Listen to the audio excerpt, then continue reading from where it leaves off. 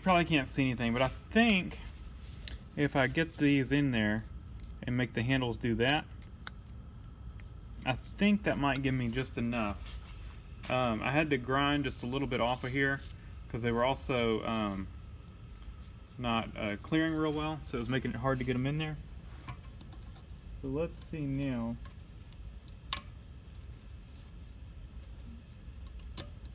Oh, it's so close. Come on.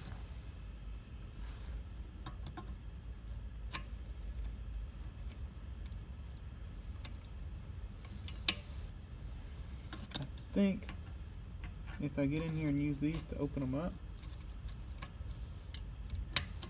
yeah, it's releasing it, but it's not enough to get it out. But if I use my other hand and get in here, get this under.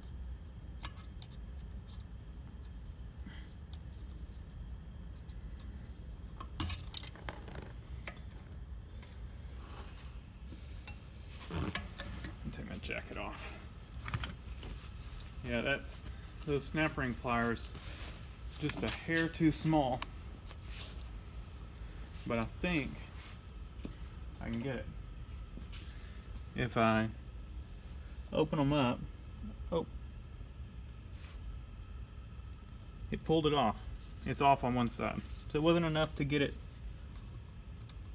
pull it off, but it got it off on one side.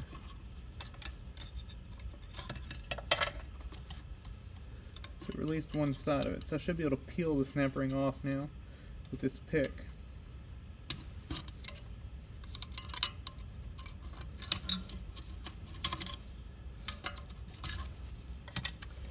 And it's off. So if we put this back on it, go in reverse.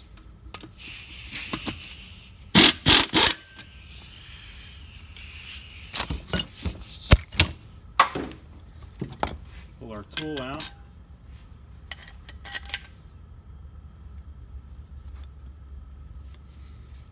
And where'd the nut go? That's right here.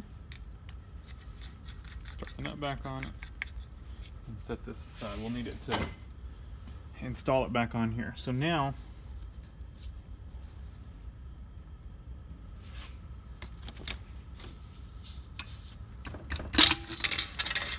it's caught on that lip. It's off. So let's see.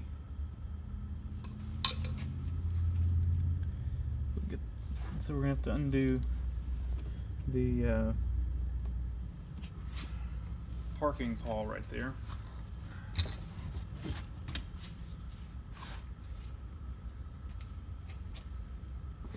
I'm going to go ahead and put it back in time lapse and set y'all up probably a little bit higher so you can see better.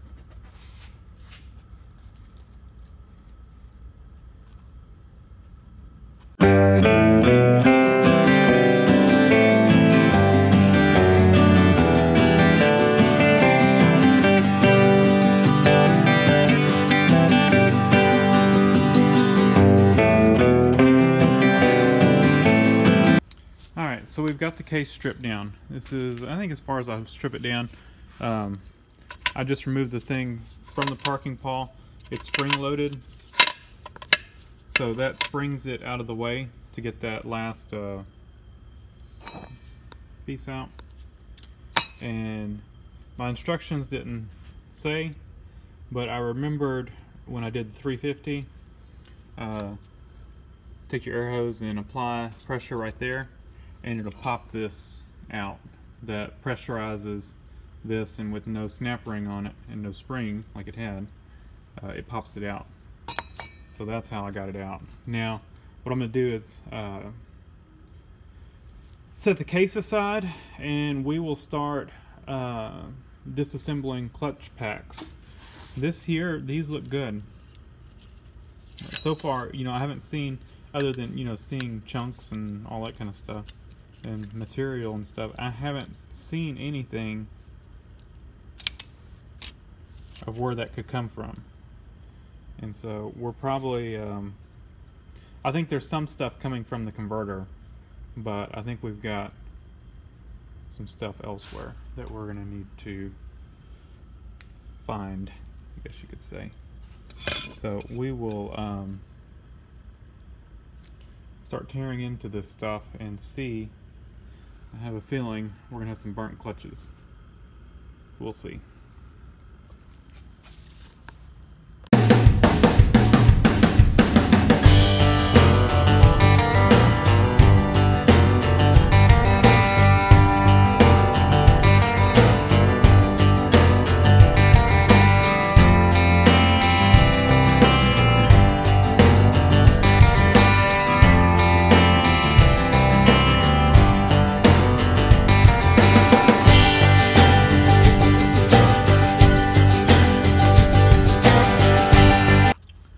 So far all the clutches are good. So all the metal we're seeing may have come from the converter,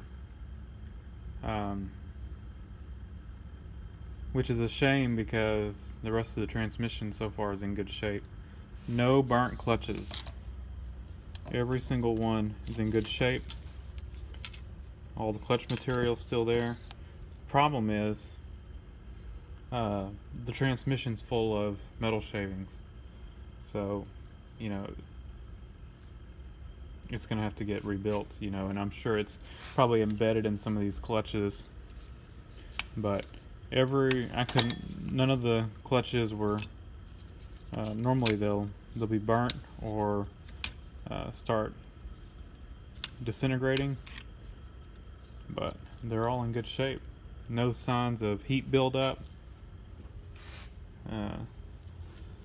So, you know, they all look good, but like I said,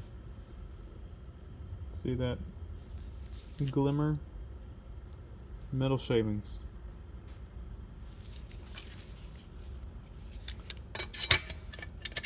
I like to kind of try to keep things together the way it came off, in the order it came off, so that we go back together with it. See, they're all in good shape. This thing had over 200,000 miles on it, and I used it to tow with.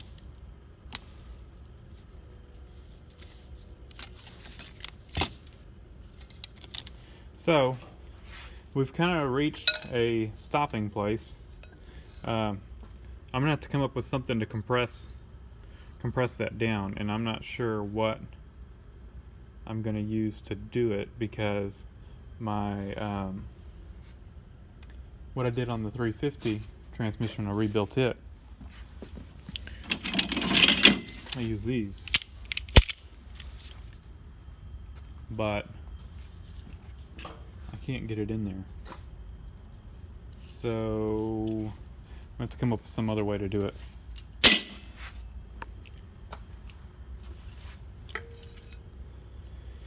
So yeah, and my other tool won't work because you can't, it's not a hollow. I might can use a combination of my other tool. Alright, it took some doing, but I got it out. I used a clamp, a C-clamp, and my other tool. I was able to push in on it and get the snap ring out. There's no way I'll be able to do that going back together with it. So I'll either come up with some other kind of a tool to do it, or I will, the guy I know that's got a transmission shop, I'll see if he can put it on there for me. I'm probably going to get him to do the Teflon sealing rings anyway, and so I'll probably just see if he can do that as well. I don't have a sizer or an installer for the Teflon seals, and I didn't feel like paying, it was about $100 for it, so I can get him to do it, or I can see if he'll do it. If not, I guess I'll be doing, let's see if I can.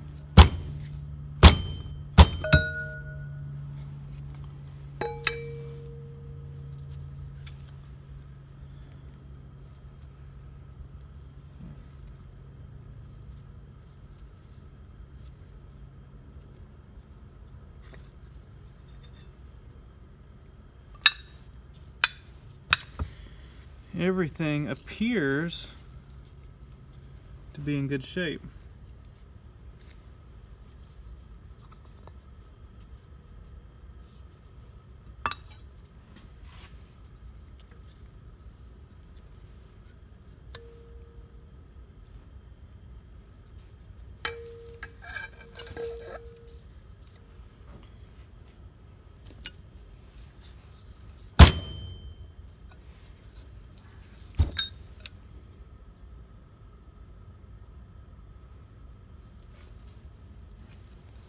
Well, I have to look at my book.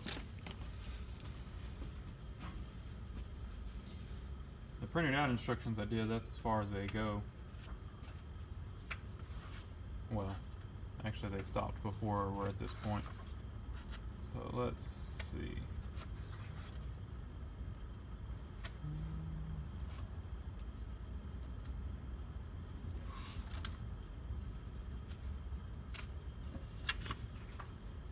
I don't think my book mentions it either. I'm looking.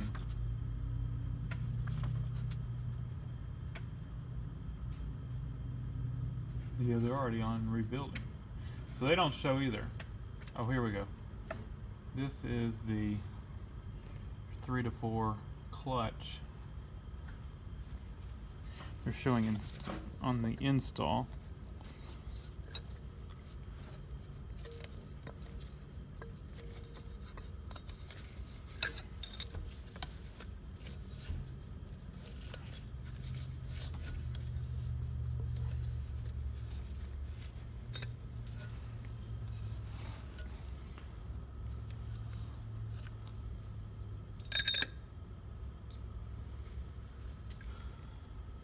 Showing how to get this thing out though.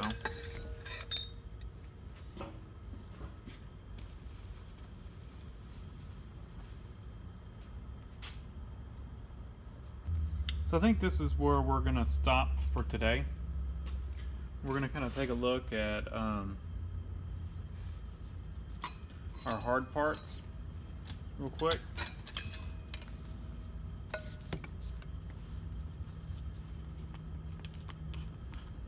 That one way is working just fine. So I think we're good there.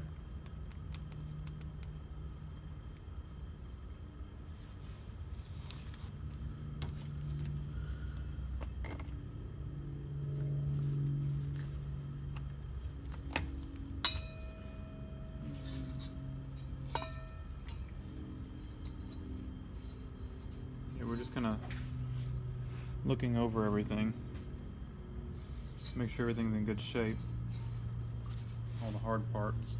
I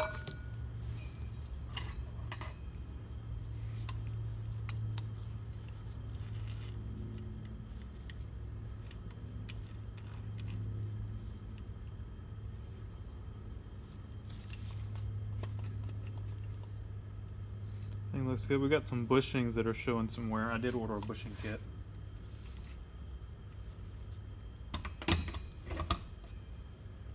But like I said, this thing's got over 200,000 miles on it. So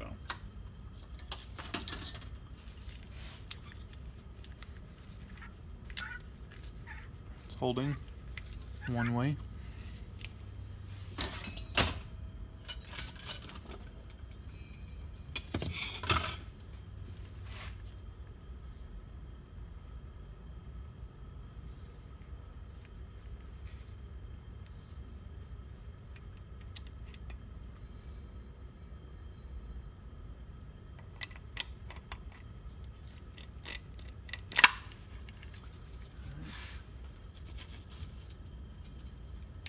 I'm also checking where all the bushing dried. Make sure we don't have any scoring on anything.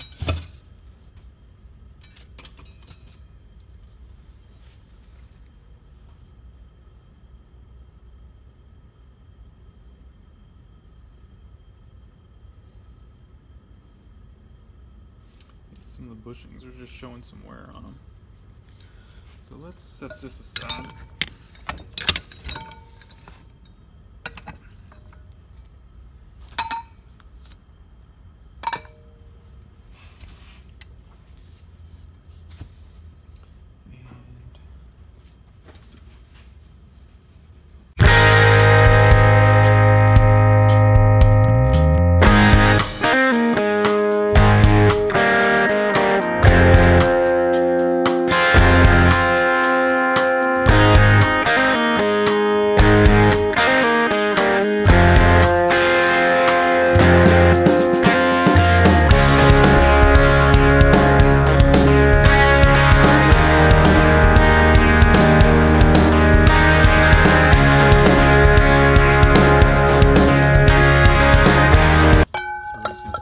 Like that, there, and the snap ring, and we'll set that aside,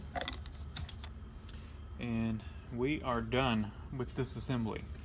Now, I have not disassembled the pump yet. I think I will wait until I get some of this stuff cleaned up, and then we'll do the pump.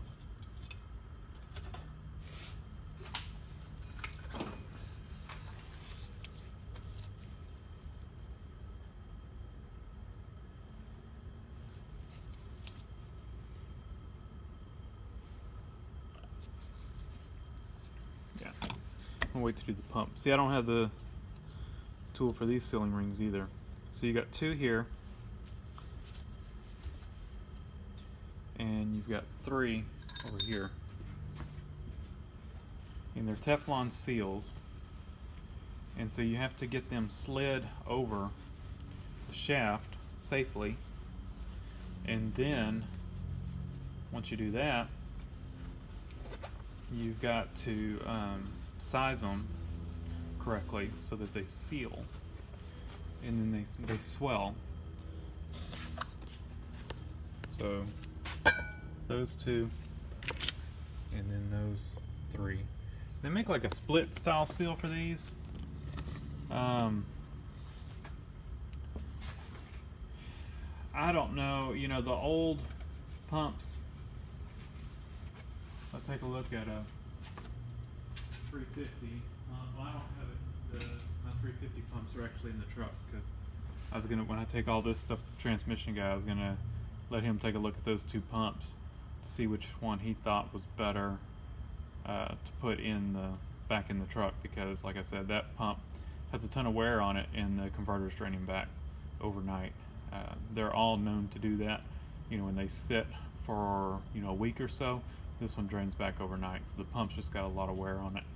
So the old ones, they had several different type of seals here, but they were split, so you could get them on and then put them together. This one's got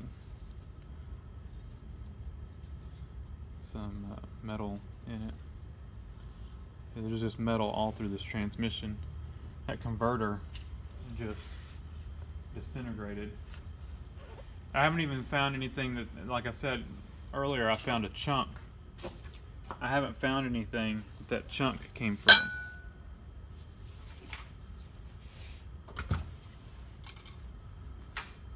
And so I don't know if that chunk came from the converter.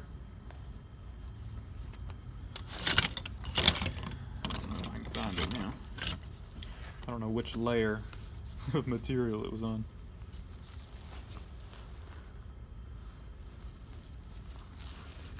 It was pretty early on. Yeah, there's just so many metal flakes. Let's set this. Set those there. This here. Let's see if I can find it.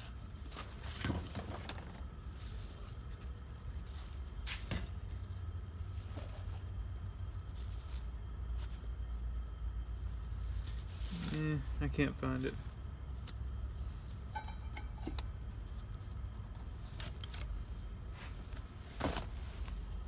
So, these pads are very absorbent. soaked in transmission fluid.